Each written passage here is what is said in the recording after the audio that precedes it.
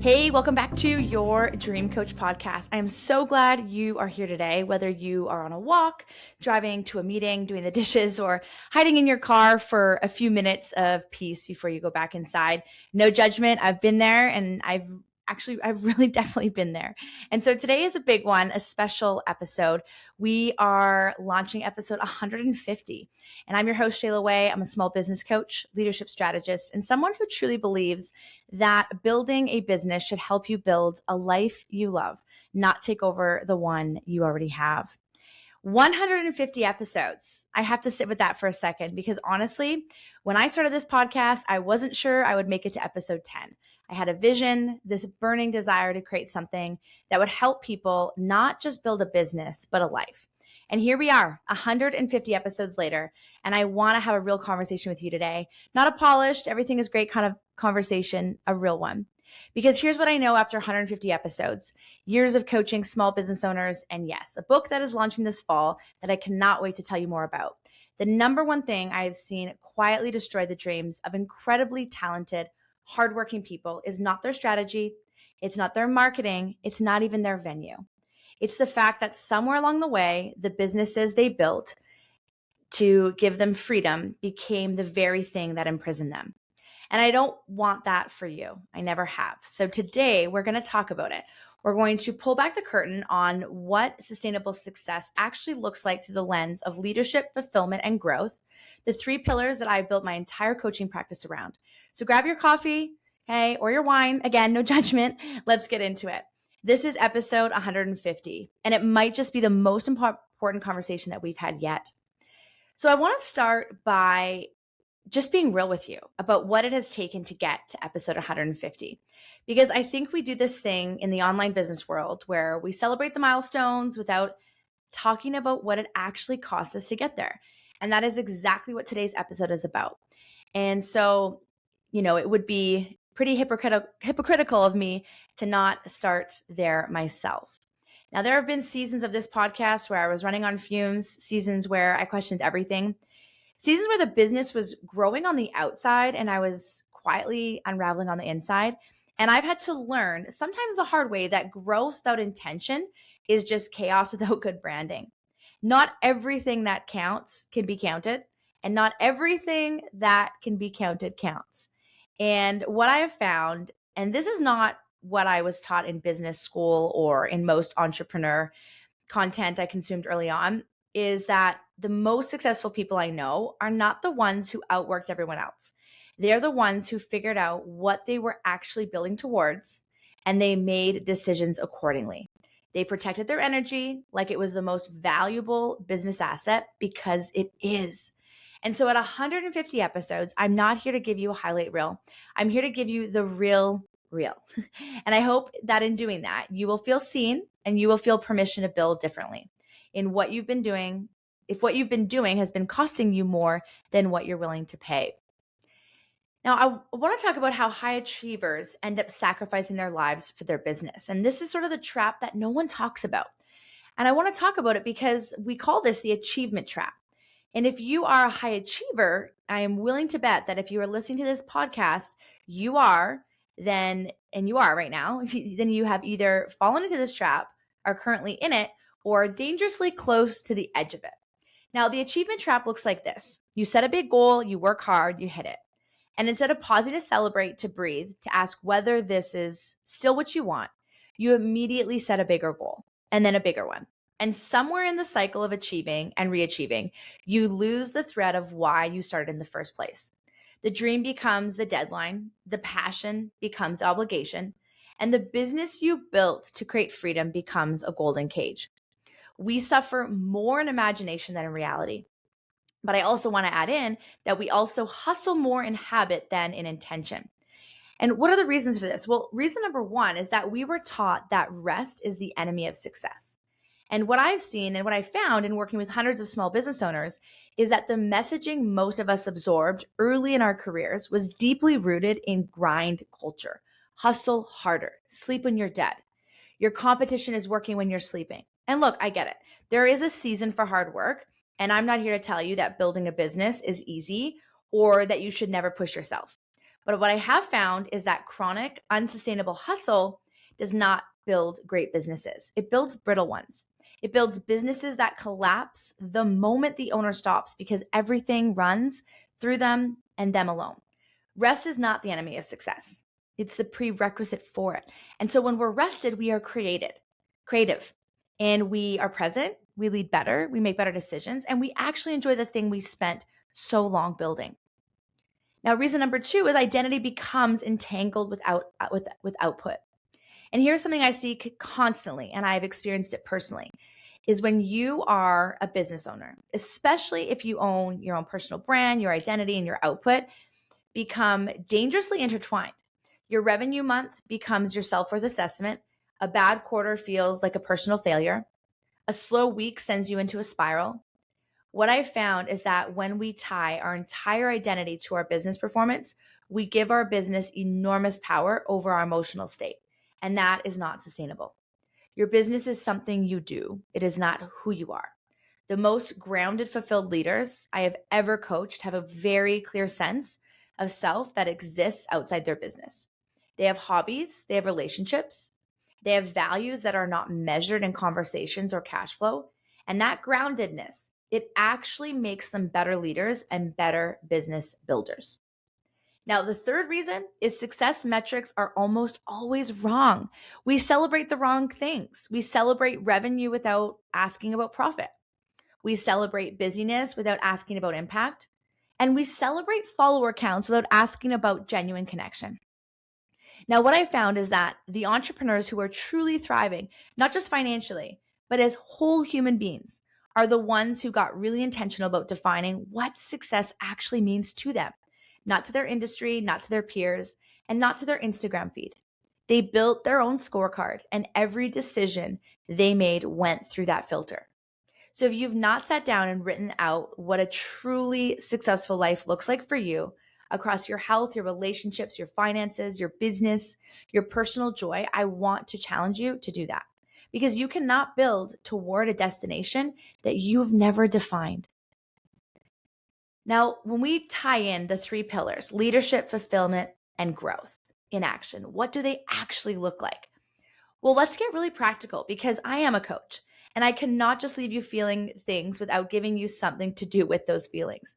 So let's talk about my 3 pillars, leadership, fulfillment, and growth, and what they actually look like when you are building a business that does not cost your life. So pillar 1 is leadership, and leadership in your business begins with leading yourself. And I know that sounds simple, maybe even cliche, but stay with me. Because what I found is that the leaders who run the healthiest businesses are the ones who have done the inner work. They know their triggers, they know their strengths, and they know where they leak energy. They've built systems and teams not just to grow revenue, but to protect their own capacity. And true leadership is not about being the loudest person in the room or one working the most hours. It's about casting such a clear vision for where you're going with your team, your clients, and your own daily decisions naturally align behind it. And it's about modeling the behavior you want to see. And if you are modeling chronic overwork, chronic people chasing, chronic people not setting boundaries, that is what your team will reflect back to you. Leadership starts with you deciding what kind of leader you want to be and what kind of business and life you want that leadership to create. Now, when it comes to fulfillment, the second pillar is fulfillment is the pillar that most business content completely ignores. We talk endlessly about strategy, about revenue, about systems, but nobody talks about whether you actually like your life. And I think that is a massive gap. And what I found is that fulfillment is not a destination. It's not something you arrive at when you hit a certain revenue number or when you finally take that vacation or when you hit your 6 figures. Fulfillment is something you choose to activate and to really design and architect into your daily life on purpose right now, even in the messy middle. And it comes from doing work that aligns with your values. It comes from relationships that genuinely light you up. It comes from margin, from having enough white space in your life that you can actually be present for the moments that matter. I have coached people who were making incredible money and absolutely miserable. And I've coached people who were in the early stages of building, not yet where they wanted to be financially, and genuinely thriving. And the difference was not their bank account, it was their intentionality. And fulfillment is built on a Tuesday at 2 p.m., not just on the highlight reel. And our third pillar is growth. Growth is the pillar that most people think they understand, and yet most people are practicing it in a way that is ultimately self-destructive. We have been conditioned to equate growth with more revenue, more clients, more content, more hustle. But what I found is that the most powerful form of growth is intentional, directional, and deeply personal. It's not just growing your business. It's growing yourself in a way that makes you a better human being, a better leader, a better partner, and a better parent. And business growth that outspaces personal growth creates chaos. And think about it. If your business doubles in size, but you've not grown your capacity, your mindset, your emotional intelligence, or your systems to handle it, that growth becomes a burden, not a blessing. Real growth means investing in yourself the way that you invest in your business. It means reading the books, hiring the coach, going to therapy if that is what you need, building the community around you that challenges and supports you. It means being willing to grow through discomfort around letting that discomfort become your permanent address. So here's what I've actually found is that the shift that actually changes everything. And I want to spend a few minutes here because just to really be direct with you, not prescripted because I'm not here to tell you what to do, but honest about what I've found to actually move the needle when it comes to building a business that feels as good on the inside as it looks on the outside. And so what I found, number one, is the people who thrive set non-negotiables before they set goals. Before the revenue goals, before the launch dates, before the content calendar, the people I've worked with who are truly thriving took the time to define what I call their non-negotiables.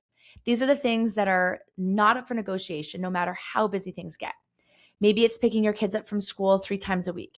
Maybe it's having Sunday as a completely screen-free day. Maybe it is 8 hours of sleep. Maybe it is a morning routine that grounds you before you open your laptop. And what I found is that when people identify their non-negotiables first and build their business around those, instead of trying to squeeze their life into the gaps their business leaves, everything changes. And they're more creative, they're better leaders, they're more present with their clients, and often their business actually grows faster because they're operating from a full cup instead of a depleted one. And what I found, number two, is that boundaries are a business strategy, not a self-care trend. I have had clients come to me so burnt out that they can barely get out of bed. And when we dug into it, almost every single time it came back to a boundary issue. Clients emailing at all hours, scope creep that never pushed back on, in a pricing structure that had them overworking and underpaying themselves, saying yes to everything and no to nothing. And I have found it that, when you are at your best, it's challenging when it comes to boundaries, are not being difficult or unavailable, right? And so they're just really, when you, again, going to protecting your capacity to your best work, when you set clear expectations with your clients, with your team, with your family, and honestly with yourself, you create the containers within which excellent work can actually happen. And the most respected leaders I know are also the clearest communicators of their boundaries. And that's just not a coincidence. And what I found, number three, is community changes everything. I used to think I could build my dreams alone, and I was wrong. What I found, and this is something I feel so deeply after 150 episodes, is that the people who go the farthest do not go alone. They build intentional communities around them. They invest in mentorship. They find their people, the ones who get it, who challenge them, who celebrate them, and push them at the same time. And that is exactly why I built the LFG Business Academy on Skool, because I wanted to create a space where people like you, driven, growth-oriented, dream-chasing humans, could come together and build something bigger than what any of us could build on our own. And it is free. There's literally no reason, not at all, to at least come check it out. So you can join the LFG Business Academy on Skool, and you can get access to the free mentorship leadership series. And what I found, number four, is I'm launching a book this fall. And I want to be honest with you about something, is that I could not have written this book 2 or 3 years ago. Not because I didn't know enough, but because I had not yet lived enough of what I was teaching. The message behind your message and the life behind your message really matters. So the alignment between what you say and how you live matters, not for optics, but because authenticity is the only thing that creates real impact. And what I found is that when I showed up in this podcast from a place of genuine congruence, where what I was coaching, what I was actually practicing, the response was different. The connection was deeper, and that is what I want for you. Not a perfect brand, a real one. So wrapping up episode 150. Okay, friend, we've covered a lot of ground today, and I'm so grateful that you've been here. And let me leave you with this. 150 episodes ago, I sat down with a microphone and a dream. I wanted to create something that helped people, that helped build businesses, lives, and that we're genuinely proud of. Not just the highlight reel, the whole picture. And today on episode 150, that mission has not changed. If anything, it has deepened. So the business you're building right now, it should not cost you your health. It should not cost you your relationships. And it should not cost you your joy, because none of those things are worth trading for a bigger revenue number or a more impressive LinkedIn bio. You did not start this journey to build something that consumes you. You started it to build something that frees you. The goal is not to be rich. The goal is to be legendary. But I would also add in legendary in the way that actually matters to you. So here's my challenge for you as we close out this episode. This week, I want you to do one thing, just one.